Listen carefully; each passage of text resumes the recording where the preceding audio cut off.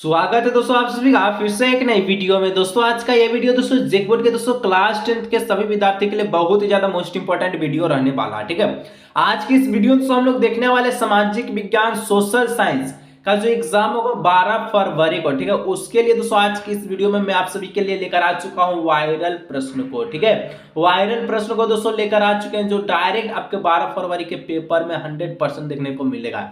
आप दोस्तों वीडियो को अंत तक देखिएगा, दोस्तों के साथ शेयर जरूर कीजिए। ठीक है, चलिए बिना देरी के वीडियो को स्टार्ट करते हैं। 2024 में दोस्तों 12 फरवरी के पेपर में डायरेक्ट पूछा जाएगा आज का सभी प्रश्न। ठीक है, देख लीजिए यहाँ पर दोस्तों आपको जो पूर्णांक जो है 30 नंबर का रहेगा, क्योंकि ये जो ऑब्जेक्टिव का पेपर है। ठीक है, सब्जेक्टिव का इसके बाद अपलोड कर लेंगे, उसको देख लीजिएगा। ठीक है, सब्सक्राइब जरूर कीजिएगा। ठीक है, चलिए, और इसका उत्तर आपको जो OMR शीट पर नहीं देना, उत्तर पुस्तिका पर देना है। ठीक है, तो चलिए बिना देखे वीडियो को स्टार्ट करते हैं। तो चलिए दोस्तों वीडियो को शुरू करते हैं। तो पहला प्रश्न कहता है कि राष्ट्रवाद में एक निश्चित भौगोलिक क्षेत्र में रहने वाली जनता इनमें से किसके द्वारा जुड़ी होती है। ठीक है, राष्ट्रवाद में एक निश्चित भौगोलिक क्षेत्र में रहने वाली जनता जो है, ठीक है, पब्लिक किसके द्वारा जुड़ी होती है, तो समान संस्कृति के द्वारा, ठीक है, समान इतिहास के द्वारा, भाषा और लोक परंपरा के द्वारा। ठीक है, तो यहाँ पर ऑप्शन नंबर डी हो जाएगा, क्योंकि अगर आप देखेंगे तो भारत का जो भी लोग है वो परंपरा से जुड़े हैं, सांस्कृतिक से जुड़े हैं, ठीक है, अपने इतिहास से जुड़े हैं, ठीक है, और अपना भाषा से जुड़े, तो यहाँ पर ऑप्शन नंबर डी हो जाएगा इनमें से सभी। ठीक है, चलिए 2 नंबर दोस्तों पूछा है जर्मनी के एकीकरण में प्रमुख भूमिका निभाने वाला बिस्मारक कहाँ के चांसलर थे। ठीक है, तो जर्मनी के दोस्तों एकीकरण में प्रमुख भूमिका निभाने वाला जो बिस्मारक था वो प्रसा का चांसलर था। ठीक है, और जो है बिस्मारक जो है जर्मनी का प्रथम चांसलर कब बना, नीचे कमेंट करके जरूर बताइएगा। ठीक है, चलिए, क्योंकि बहुत इंपॉर्टेंट प्रश्न है, बोर्ड एग्जाम 2024 में पूछा गया है। ठीक है, तो नीचे कमेंट कीजिएगा। चलिए आगे दोस्तों 3 नंबर का था सरदार वल्लभ भाई पटेल ने किस किसान आंदोलन का नेतृत्व किया। ठीक है, सरदार वल्लभ भाई पटेल ने दोस्तों कौन से किसान आंदोलन का जो नेतृत्व किया था। ठीक है, यानी कि उसका सैनिक बना था। ठीक है, तो बारदोली आंदोलन। ठीक है, ऑप्शन नंबर बी हो जाएगा इसका करेक्ट ऑप्शन। ठीक है, चलिए 4 नंबर दोस्तों आपसे पूछा गया है साइमन कमीशन भारत क्यों आए। ठीक है, तो साइमन कमीशन दोस्तों भारत क्यों आए, क्या कारण था भारत आने का।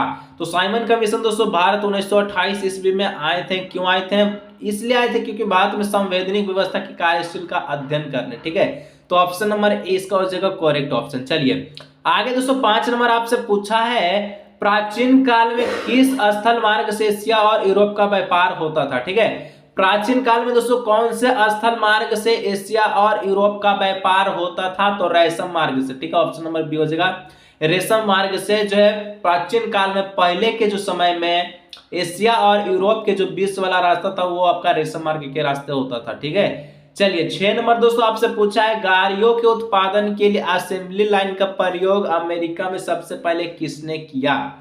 तो गाड़ियों के दोस्तों उत्पादन के असेंबली लाइन का जो प्रयोग करने के लिए अमेरिका में सबसे पहले हेनरी फोर्ड ने किया, जो कि कारों का एक बहुत ही बड़ा निर्माता था। ठीक है, ऑप्शन नंबर डी हो जाएगा। 7 नंबर का था डॉन ऑफ द सेंचुरी नामक चित्र में किसका महिमा मंडल है। ठीक है, डॉन ऑफ द सेंचुरी नामक एक चित्र है। ठीक है, उसमें किसका महिमा मंडल है आपसे पूछा है, तो उसमें दोस्तों ये जो है प्रजातंत्र का महिमा मंडल है। तो ऑप्शन नंबर सॉरी ठीक है, यहाँ पर जो है संगीत का क्या था, तो महिमा मंडल था। ठीक है, डॉन ऑफ द सेंचुरी नामक चित्र में संगीत का महिमा मंडल था। ऑप्शन नंबर डी हो जाएगा। आगे दोस्तों नेक्स्ट 8 नंबर का था स्पेनिंग जनी मशीन ने किस प्रक्रिया में वृद्धि की। तो स्पेनिंग जनी मशीन के द्वारा दोस्तों सूती कपड़ा को काटा जाता था, तो इसलिए इसको कटाई के क्षेत्र में माना जाता। तो ऑप्शन नंबर ए हो जाएगा। ठीक है, चलिए 9 नंबर दोस्तों का था भारत में पहला प्रिंटिंग प्रेस किनके द्वारा लाया गया था। तो भारत में पहला जो प्रिंटिंग प्रेस, ठीक है, प्रिंट करने वाला मशीन, वो पुर्तगालियों के द्वारा आया था। ठीक है, और पुर्तगाली भारत कब आया था वो नीचे कमेंट करके बताइएगा। ठीक है, और 12 फरवरी के पेपर में तहलका मचना है, तो जितना प्रश्न पूछे सारा का सारा नीचे कमेंट आना चाहिए आंसर। ठीक है, 10 नंबर का आता है गैली क्या है। तो गैली दोस्तों एक प्रकार का धातुई फ्रेम है। ठीक है, क्या धातु से बना फ्रेम। ठीक है, तो ऑप्शन नंबर ए हो जाएगा इसका करेक्ट ऑप्शन। ठीक है, धातुई फ्रेम। चलिए 11 नंबर का था यदि सरकार के विभिन्न अंग विधायिका कार्यपालिका और न्यायपालिका के बीच सत्ता का बंटवारा रहता तो उस सत्ता का डैश वितरण कहा जाता है। अगर दोस्तों सरकार के विभिन्न अंगों में विधायिका कार्यपालिका और न्यायपालिका के बीच सत्ता का बंटवारा रहता है, ठीक है, अलग अलग क्षेत्र में, तो यहाँ पर दोस्तों उसे क्या कहते हैं, तो उसको क्षैतिज वितरण कहते हैं। ठीक है, ऑप्शन नंबर ए हो जाएगा। ठीक है, चलिए नेक्स्ट 12 नंबर का था भारतीय संघ में इस समय है। तो भारतीय संघ में क्या है, तो अभी फिलहाल 28 गो राज्य बचा है और 8 गो केंद्र शासित प्रदेश है, ठीक है, संघीय क्षेत्र है, तो ऑप्शन नंबर बी हो जाएगा, ठीक है। चलिए 13 नंबर दोस्तों कहता है मैक्सिको ओलंपिक की कहानी किस आंदोलन से संबंधित है? तो मैक्सिको ओलंपिक की जो कहानी है दोस्तों अश्वेत शक्ति आंदोलन से संबंधित है, तो ऑप्शन नंबर ए हो जाएगा, ठीक है। चलिए 14 नंबर का था संविधान के किस अनुच्छेद द्वारा अस्पृश्यता को समाप्त कर दिया गया? अस्पृश्यता का मतलब होता है छुआछूत, ठीक है। तो कौन से संविधान के द्वारा जो है छुआछूत को समाप्त किया गया है? तो अनुच्छेद 17वां के अनुसार, ठीक है, 17 ऑप्शन नंबर डी हो जाएगा, अनुच्छेद 17। 15 नंबर बामसेप निम्न में से किसका संगठन है? किसका द्वारा दोस्तों बामसेप निर्मित था, ठीक है, यानी कि बामसेप किसका संगठन है आपसे पूछा, ठीक है। तो बामसेप दोस्तों सरकारी कर्मचारियों का संगठन है, ठीक है, एकजुट है, मित्रन है, तो ऑप्शन नंबर बी हो जाएगा। 16 नंबर का था भारत में राजनीतिक दलों को मान्यता कौन देता है? तो भारत में जितना भी राजनीतिक दल है, ठीक है, उसको मान्यता देता है चुनाव आयोग। कौन देता है? चुनाव आयोग, ठीक है, ऑप्शन नंबर डी हो जाएगा। 17 नंबर लोकतांत्रिक सरकार होती है, तो लोकतांत्रिक सरकार कैसी सरकार होती है? तो लोकतांत्रिक सरकार दोस्तों उत्तरदायी सरकार, जिम्मेवार सरकार, वैध सरकार, यानी ऑप्शन नंबर डी हो जाएगा और उपयुक्त सभी, ठीक है। 18 नंबर लोगों को राजनीतिक सुधार लागू करने में और सशक्त कानून वाला कौन सा अधिनियम सिस्टम है?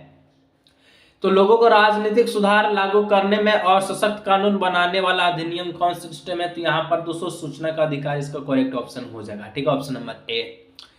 19 नंबर का था निम्न में से किस राजनीतिक संस्था में महिलाओं के लिए सीटें आरक्षित है? तो दोस्तों यहाँ पर आपसे पूछा है कि कौन से संस्था में महिलाओं के लिए सीटें जो आरक्षित है, तो यहाँ पर जो इसका राइट आंसर है पंचायती राज में, ठीक है, ऑप्शन नंबर सी इसका हो जाएगा, ठीक है। चलिए और यानी कि ऑप्शन नंबर सी के साथ ऑप्शन नंबर ए, बी, सी तीनों हो जाएगा, ठीक है, तो ऑप्शन नंबर डी और उपयोग सभी। चलिए नेक्स्ट 220 नंबर आपसे पूछा है नर्मदा बचाओ आंदोलन का नेतृत्व किसने किया, ठीक है। तो नर्मदा बचाओ का जो आंदोलन चलाया था उसका नेतृत्व, उसका देखरेख जो मेघा पाटेकर ने किया था, ऑप्शन नंबर बी हो जाएगा, ठीक है। 21 नंबर का था समयवता के आधार पर संसाधन कितने प्रकार के होते हैं? तो समयवता के आधार पर संसाधन दोस्तों कितने प्रकार के होते हैं? तो 2 प्रकार के होते हैं, ठीक है। और कौन कौन होते हैं नीचे कमेंट करके बताइएगा, जितना सवाल पूछ रहे हैं नीचे कमेंट करके बताइएगा, ठीक है। 22 नंबर किस राज्य में काली मृदा मुख्य रूप से नहीं पाई जाती है? यानी कि ऐसा कौन सा राज्य है जहां पर काली मृदा मुख्य रूप से नहीं पाई जाती है?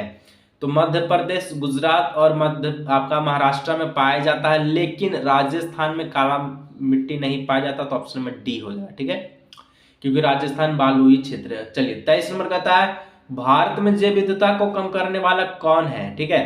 तो यहाँ पर दोस्तों ऑप्शन नंबर देखिए ए में कहता है वन जीव के आवास का विनाश करना, वन जीव को मारना या शिकार करना, पर्यावरण प्रदूषण एवं दबाना, ठीक है। ये तीनों कारण से दोस्तों जो है जैव विविधता कम होते जा रहा है, जीव जंतु कम होते जा रहा है भारत में, तो ऑप्शन नंबर डी हो जाएगा और उपयुक्त सभी, ठीक है। 24 नंबर का था बहुउद्देशीय परियोजनाओं का कौन सा लाभ है? तो बहुउद्देशीय परियोजनाओं का कौन सा लाभ है? तो यहाँ पर दोस्तों इसका जो लाभ है बाढ़ पर नियंत्रण, सिंचाई की सुविधा, जल विद्युत उत्पादन, ठीक है, तीनों लाभ है अगर बहुउद्देशीय परियोजनाओं बनता है, ठीक है, बनता है जिसके कारण जो है बाढ़ पर नियंत्रण हो सकता है, सिंचाई का सुविधा होता है, जल विद्युत उत्पादन में वृद्धि होता है, तो ऑप्शन नंबर डी हो जाएगा। 25 नंबर का था चाय, कॉफी, रबर, गन्ना, केला आदि किस तरह की फसलें हैं?